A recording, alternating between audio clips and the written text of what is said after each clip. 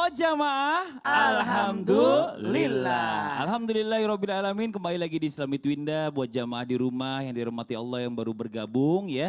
Kita ingatkan lagi hari ini kita membahas tentang tema yang luar biasa nih. Karena di hari Rabu ini ada spesial menjawab pertanyaan dan curhatan jamaah di media sosial. Jadi segala macam tema masuk hari ini jadi bebas ya. Nggak ada batasannya, jadi semua yang mau bertanya boleh langsung aja kirimkan langsung aja ke sosial media Islami Twinda. Nah sekarang kita masuk lagi ke pertanyaan yang berikutnya.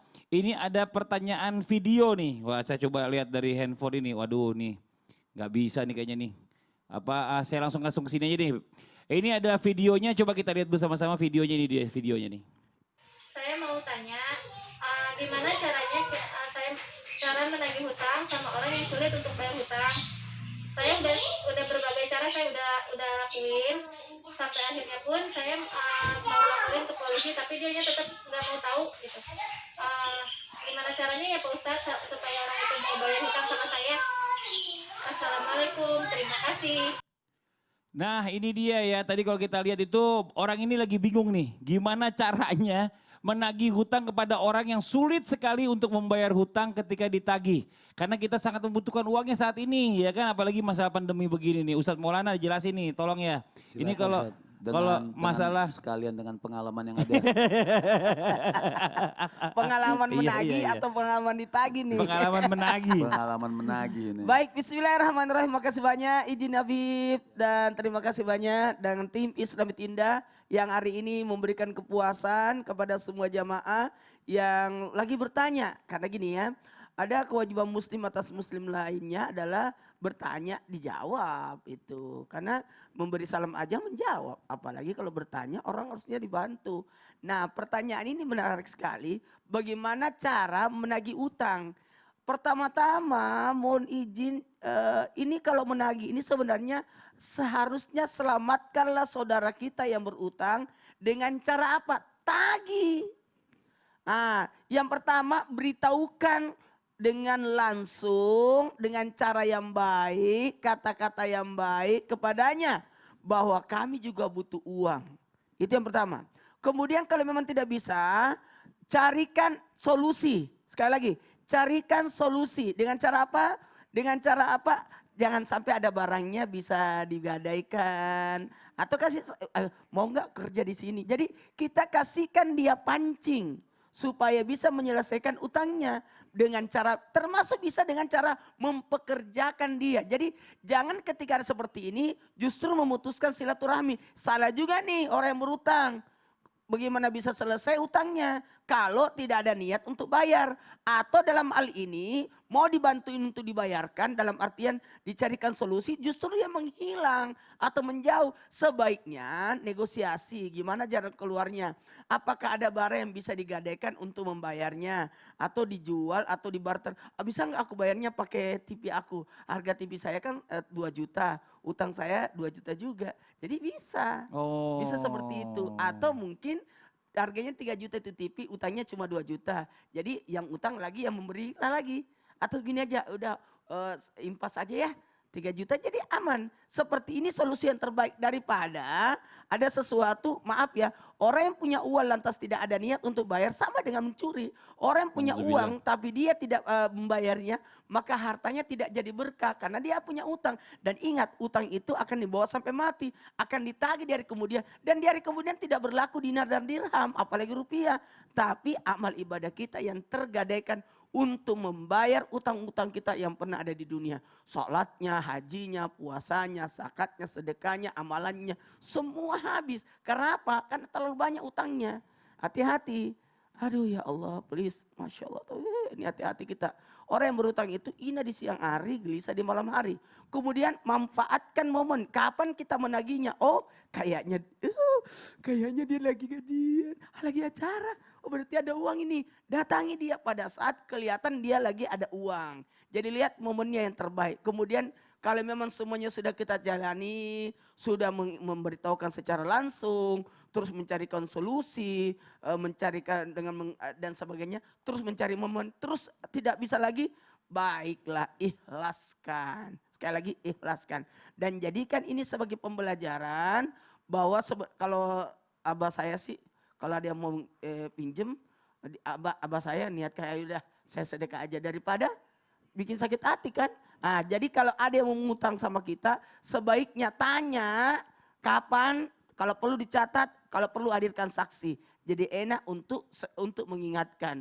Karena kadang kalau kita cuma berdua tidak ada saksi itu bahaya. Betul. Jadi memang Islam mengajarkan kalau bisa pada saat mau utang itu ada hitam di atas putih Ada dan hitam ada di atas putih, saksinya. ada saksinya, kemudian Iya, ada jangka waktunya. betul. Apalagi kan ada kalau pakai utang uang itu kasihan banget loh. Tahu nggak? Ada Betul. namanya apa namanya? Ya itulah. Iya pokoknya gitulah pokoknya ya, itulah. intinya gitu deh pokoknya yang utang juga tahu diri ya udah nggak bayar utang ngambil cicilan mobil baru atau Curhat, Mas, handphonenya curhat. baru.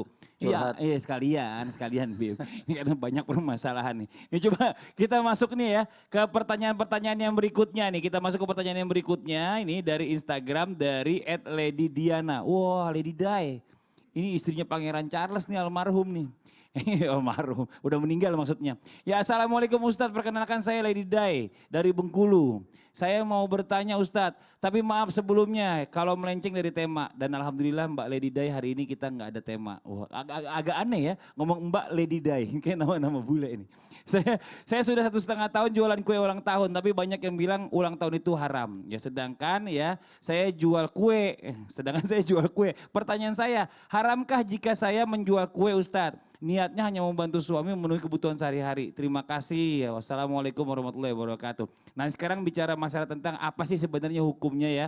Dalam menjual perlengkapan acara sebenarnya bukan perayaan sebenarnya. Memperingati ulang tahun dalam pandangan Islam seperti apa nih? Habib Muhammad, mohon izin dijawab. Ini banyak nih, mau milenial, anak muda, orang tua, masih bayi itu dirayakan ulang tahunnya. Kita lihat sebenarnya kalau orang mengucapkan ulang tahun tuh mungkin ada beberapa bahasa Ustadz Maulana. Ya, betul. Ada apa Habidi, Happy birthday. happy birthday, Iya. betul kan? Betul. Happy Saya nyanyi, birthday. Happy Jangan, nanti rusak mic-nya. Iya. Kedua ada yang bilang barakallahu fi Umri. umrik. Juga ada yang bilang mabruk atau mubarak. Iya. Ya. Kita lihat artinya happy. Happy itu apa? Selamat. Selamat kan, bahagia. bahagia artinya happy. Kemudian barakallahu fi umrik. Semoga Allah Subhanahu wa taala memberkahi pada umurmu.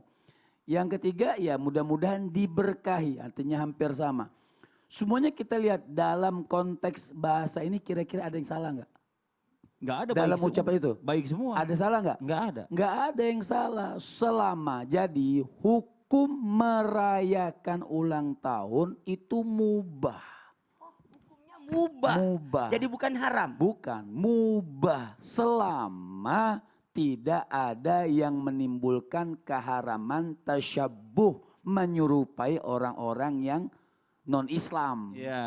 Nah, selama tidak seperti ikhtilat, bercampur aduk, misal maaf buat kita kan tidak boleh pakai lilin-lilin segala macam itu yang harus ditinggalkan. Adapun ungkapan rasa tasyakur, Nabi Muhammad juga mengungkapkan rasa tasyakur berpuasa di hari lahirnya Nabi.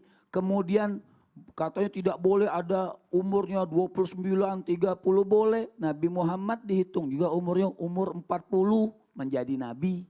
Kan seperti itu. Artinya boleh-boleh saja ketika kita merayakan ulang tahun itu hukumnya mubah. Selama, ingetin jangan salah, selama tidak ada yang menimbulkan keharaman di dalam acara tersebut. Kalau tasyakur boleh aja, ngasih sedekah anak yatim misalnya boleh. Tasyakur alhamdulillah umur makin dekat sama kuburan. Kan Iya. begitu, mengingatkan diri kita. Iya, baca Kan doa bersama. baca doa bersama. Mohon keberkahan dari Allah Iya, gitu ya. nah yang masalahnya tasyabuh. Ingat kan masalahnya tasyabuh. Nabi mengatakan man tasyabaha biqaumin fahuwa minhum. Nah lantas apa hukum jual kuenya juga? Jual kue ulang tahun boleh, dagang, mubah, boleh saja. Tapi juga tidak boleh masalahnya misalnya kita disuruh menghias sesuatu yang memang mendekat keharaman. Misalnya dipasang lilin atau ada patung-patungnya lah apa Jadi segala jual lilinnya macam. nggak boleh. Hah? Kalau Kue, jual lilin boleh saja jual lilin. Mau buat lampu mati di rumah. Iya, benar, jual pakai lilin lampu. boleh aja, buat Boleh aja. penerangan lampu mati, Betul. boleh saja, obor, kan sama. Maksudnya diulang di kuenya itu, seperti niup-niup. Nah ini yang tasyabuh yang tidak boleh. Selama itu kue saja, jadi kita ini sebenarnya Islam ini jamaah, Islam ini rahmat. Islam ini penuh kasih sayang. Islam ini penuh kelembutan. Tidak semuanya, tidak boleh, ini tidak boleh, ini tidak boleh. Repot kita hidup. Allah ini sayang kepada hambanya. Walaupun ada yang mengatakan tidak boleh, ya dengan syarat tadi. Jadi kita ini harus, apa namanya, kalau buat per itu Fadli. Apa tuh? sih? Fleksibel ya. Fleksibel. Ya ada bel-bel yang gitulah. Iya, gitu. iya.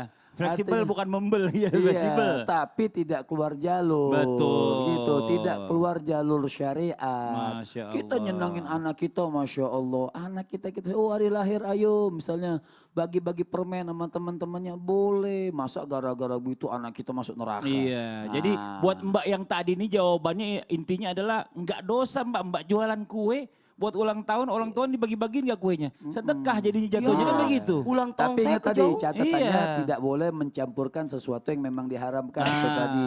Kalau misalnya saya jual kue nih, jual kue, kemudian dia pakai lilin, beli sendiri, ya bukan urusan kita. Iya.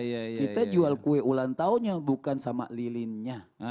Iya. Gitu. Jadi Mbak jualan kue aja nggak usah dicampur lilin ya Mbak. Iya. Ya ini Masya Allah. Iya nanti Ini- meninggal. Iya. Kue campur lilin. Kita lilinnya ntar buat di rumah aja kalau lagi mati lampu. Iya. Ini Masya Allah makasih banyak Mbak. Jazakillah khairan kasiran. Dan sekarang kita lanjut lagi nih ya. Kita langsung aja masuk ke segmen yang ditunggu-tunggu jamaah yang ada di rumah. Karena memang hari ini full menjawab pertanyaan. Kita langsung masuk ke segmen Tanya Dong Ustadz. Kami semua tanya dong Ustadz. Ya ini karena pertanyaannya banyak banget nih ya. Jadi takutnya saya kalau misalnya pakai handphone takutnya nanti saya dibilang pilih-pilih kasih. Jadi saya minta langsung aja dari teman-teman dari apa namanya Islam itu Indah aja yang menyiapkan kira-kira pertanyaannya apa saja yang coba kita bacakan. Yang pertama nih ada pertanyaan dari Instagram dari Retno_Enokids. Assalamualaikum warahmatullahi wabarakatuh. Ya, apa kabar Pak Ustadz? Saya mau bertanya tentang hewan peliharaan kucing. Apakah Nabi Muhammad memelihara kucing di dalam rumahnya? Bagaimana hukumnya bisa memelihara kucing? Tapi kucing peliharaan tersebut membuat orang lain kesal. Karena kucing mengacak-acak sampah, mencuri ikan, bahkan mengotori rumah tetangga saya karena buang air atau muntah. Terima kasih Ustadz. Ustadz Syam. Ustadz Syam itu jawabannya. Ustadz Syam masih libur, ntar sore baru balik. Menang banyak nih, menang banyak nih. Ya jazakallah khairan kasiran ya. Wassalamualaikum warahmatullahi wabarakatuh. Habib aja deh Bib. Ustadz Syam kan belum balik. Iya silakan Bib. Tunggu aja Ustaz Sam mana nggak mau jawab. Ayo. Jangan Oh, dong, iya. jangan Bib. Ya Allah, Habibnya ngambek gara-gara dia mintanya Ustadz Syam sih. Artinya Imam Ibnu Hajar mengatakan yustahabu ikramuhu. Imam Ibnu Hajar beliau mengatakan disunnahkan memuliakan kucing. Ya, disunnahkan. Rasul sampai memberikan gelar kepada Abu Hurairah namanya Abdurrahman. Karena dilihat oleh Nabi, beliau lagi main-main sama kucing kecil, maka disebut Abu Hurairah, bapaknya kucing kecil. Kan namanya tadinya kucing itu bahasa Arabnya hirun. Tasghirnya dalam ilmu sholab dikecilkan namanya Hurairah. Kalau kita misalnya Ustadz kecil Usaitid. Nah saya Usaitid. Usaitir juga. Ya, masih Ustadz kecil-kecilan. Ya. Nah ini kata Imam Ibnu Hajar, disunnahkan memuliakan kucing. Kalau dikatakan Nabi memelihara kucing atau tidak akan kucing kan bebas. Bisa aja tapi tidak ada riwayat yang betul. Ada yang mengatakan Nabi punya kucing namanya Moiza. Tapi tidak ada riwayat yang menguatkan. Tapi Nabi sayang sama kucing. Nabi suruh muliakan kucing. Bahkan tadi katakan Imam Ibnu Hajar beliau mengatakan yusannu maka disunnahkan untuk memuliakan kucing. Nah sedikit, Kalau ada kucing rumah tangga orang yang bikin onar bagaimana? Nah ini juga kita kasih tahu dia yang punya rumah kucingnya begini dengan baik-baik dengan akhlak. Kucingnya begini, begini, begini. Yang punya kucing juga nggak boleh jawab, ya Pak namanya kucing, salah. Kita juga harus paham dia piara atau dia kurung. Kalaupun mau dibuang boleh, dibuangnya di mana? Di pasar supaya itu kucing bisa makan. Jangan di padang pasir buangnya, nggak bisa makan itu kucing seperti itu.